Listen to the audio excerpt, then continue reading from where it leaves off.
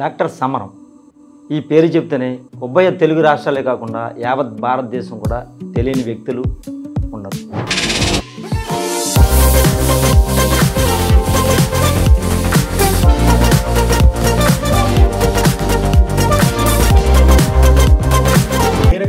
ఏ రకం ఇద్దరు గౌరవించుకున్నారు. Emotional attachment, emotional bonding అంటే మానసికంగా కలవాలి.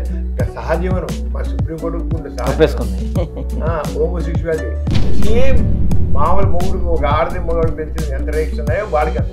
ప్రతి మనిషికి సెక్స్ కోరికలు ఎక్కువగానే ఉంటాయి. సెక్స్ చేయాలని ఉంటుంది, సెక్స్ గురించి చెప్పాలి. కానీ ఎందుకు మొగమాట పడతారు వీళ్ళంతా కూడా? ఎందుకు మొగమాడతారు, ఎందుకు దాచుకుంటారు అన్నీ కూడా? మా హస్తమేం చేస్తారు ఎటు అంతకు చిన్నపిల్ల జరిగే ప్రత్యేక వీర్యం అంటే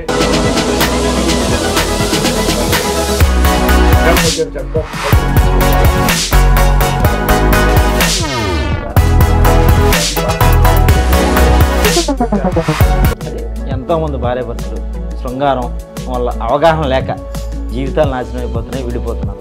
దానికి మీరేం చెప్తారు? పెళ్ళి అంటేనే ఎమోషనల్ పని కానీ ఇద్దరు మానసికంగా కలవాలి. ఆ బెస్ట్ పెట్టి చూసుకున్నారు.